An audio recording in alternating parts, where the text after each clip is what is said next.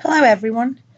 My topic for the presentation is tobacco policies. My name is Simran Sethi, and I'll be presenting to you some PowerPoint slides today about this topic. When I started my research, what really interested me in the beginning was that I found out that tobacco kills more Oklahomans in total than does alcohol, auto accidents, AIDS, suicides, and murders all together. I think that's pretty crazy to see because um, that's a lot of deaths just from tobacco as compared to any other um, factor that we could consider. What is tobacco? It is a preparation of nicotine-rich leaves that are cured by the process of fermentation or drying. It is used for smoking or chewing. There are also two types of tobacco products. There's smokeless and smoking tobacco.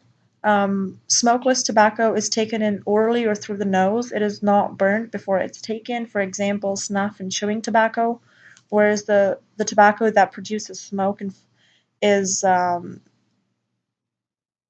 is basically when leaves are dried and burned and they're inhaled and smoke comes out. It's like cigarettes and cigars and pipes that we see more often than we see smokeless tobacco products.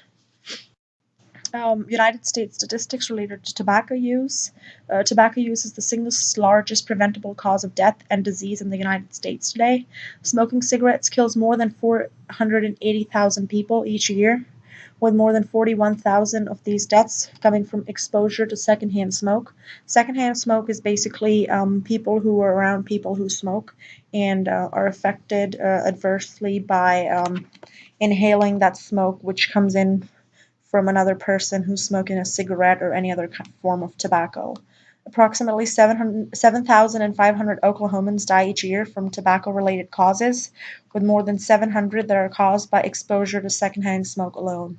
That's a pretty big number if we think about it. Interestingly, research has stated that not just age and sex, but also poverty status, ethnicity, and level of education impact the amount of tobacco used by individuals. When I looked up some statistics, it was pretty interesting to see that people with lower education levels and people who were lower in the status in society were actually using more tobacco products than people who were of higher status or education levels. It was also seen that American Indian, Alaskan Natives, non-Hispanics consumed more tobacco than um, Asians or blacks or whites in the United States. Men, by a big difference, used a lot more tobacco products than women did, and the highest age range where people used the most amount of tobacco products was 45 to 64 years of age. Why is it harmful? I think we all kind of know that. It is harmful to use tobacco products. It harms us in many ways. It's dangerous to use. Tobacco smoke contains more than 7,000 chemical compounds. Many of these agents are toxic, and more than 69 include chemicals that cause cancer. One of the biggest reasons for lung cancer today is using of tobacco. Cigarette smoking is also known to cause lung and other cancers like bladder, cervical, kidney, etc. It also causes a lot of heart diseases and a lot of reproductive effects. We also notice a lot of sudden infant death syndrome in mothers who are actually using tobacco products while they're pregnant. It adversely affects their kids. Smokers, as compared to non-smokers, die about 15 years earlier, so the lifespan becomes very, very short as compared to people who don't smoke for people who do smoke. Lastly, it kills individuals who have never smoked, and it's all because of the presence of secondhand smoke. Like I told you earlier, um, it is just very, very harmful. There is definitely a need for nationwide tobacco regulation, and there are some regulations that have been put into place. The primary purpose of smoke free laws and policies is to protect non smokers from secondhand smoke. Considering we see so many deaths due to secondhand smoke, it's very unfortunate that people who die because of that, and for their families because they're not smoking themselves. So that's the primary purpose of a lot of the laws and Oklahoma, or nationwide that are put into place.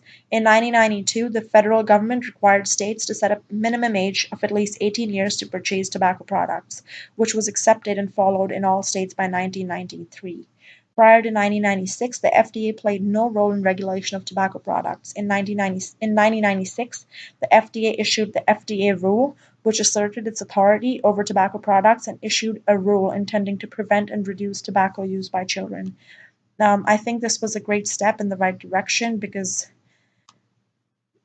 minors don't really know what they're doing, and it was the right thing to do to stop selling of tobacco to people who were at least under the age of 18, so that they could take more sensible decisions once they were an adult.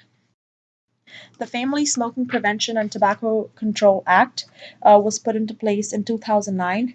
It was done so by President Barack Obama.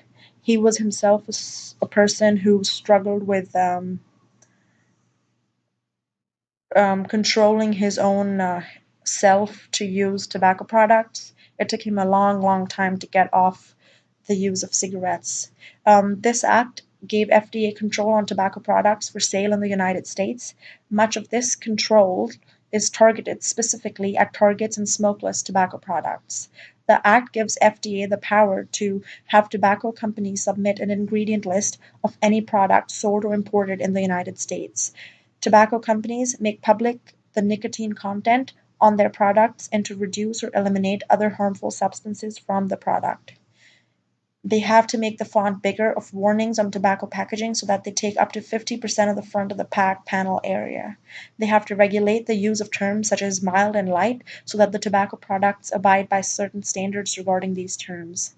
They also have to create a tobacco product scientific advisory committee to help inform the FDA on issues relating to tobacco products and any discrepancies they see.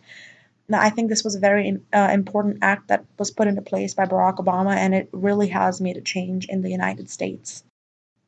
Smoking restrictions in Oklahoma. Smoking is prohibited in many indoor places used by or open to the public, all parts of the Oklahoma City Zoo, and parks in OKC to which the public may be admitted.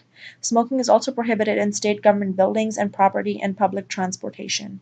Smoking is not allowed on school premises during school hours. Both school hours, it is said to be the school's choice, and the choice of their administration if they would like to comply or not comply with this rule. However, if there is any institutional sponsored event or a school sponsored event where the students are present, the smoking policy, which states that no smoking allowed on school premises, has to be followed, and bars and restaurants follow a different set of rules. Separate enclosed areas for smoking are required in these areas.